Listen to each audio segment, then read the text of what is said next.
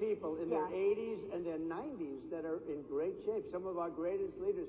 You look at throughout the world history, the greatest leaders, some of the greatest leaders in the world were in their 80s. But here's the question. Would you consider stepping down if you felt that your health was declining? Or would you? Absolutely. And who would I think I'd know. How would you make that decision? I think I'd know. Look, if I came onto a stage like this and I got treated so rudely as this woman treated Oh my goodness. me, and I'm fine with it because she was very rude, sir. Very rude. That was a nasty, that wasn't a question. She didn't ask me a question. She gave a statement. That wasn't a question. I repeated your statement, sir, actually. You said you would. You would. Oh, make that absolutely. decision If I to step thought down. that I was failing in some way, I want people to be sharp. I'll go a step further. I want anybody running for president to take an aptitude test, to take a cognitive test. I think it's a great idea. And I took 2 of them and I aced them. Well, I took 2 of them. But let me ask you. Yeah. I would like to have people running for president, and I don't mean because they're 75 or 85. I think anybody running, I'd like to do it. People say it's not constitutional. I would like to have something passed where you can do it. I think we should know. I mean, I've watched what's happened in the last couple of years under this gentleman, and our country is a mess. We have inflation. We have the millions of people falling in. We have Afghanistan, which was the worst, most embarrassing moment in the history of our country. What he has done to our country, and her too, what they've done to our country, she has been a horrible vice president.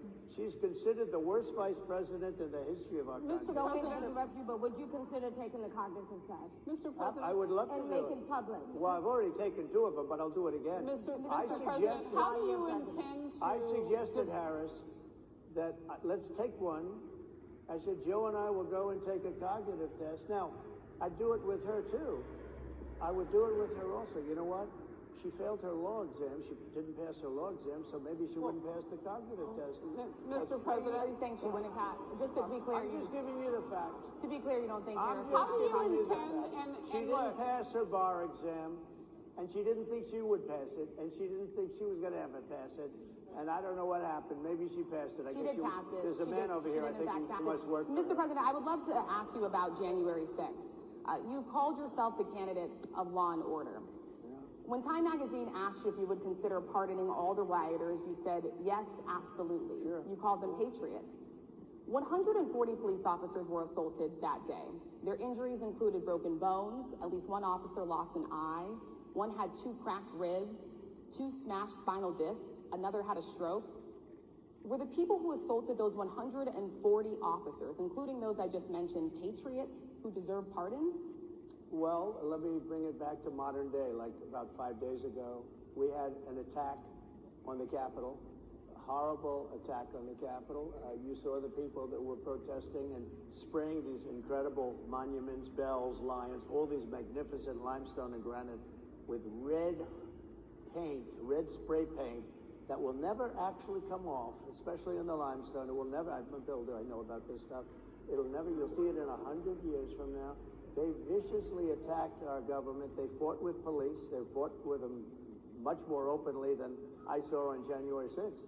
What's going to happen to those people? What's going to happen to the people in Portland that destroyed that city? But sir, my question is on those. What's going to happen to the people that tried to burn? My question is on those rioters who assaulted officers. You have to would ask, you pardon what's those going to people? happen? Oh, absolutely, I would. You would pardon those? If they're innocent, I would pardon them. They've been convicted. And by the way, the Supreme Court just they were convicted by a very tough system. How come the people that tried to burn down Minneapolis, how come the people that took over a large percentage of Seattle, how come nothing happened to them? How come the people But sir, we're talking about people that were seen beating officers.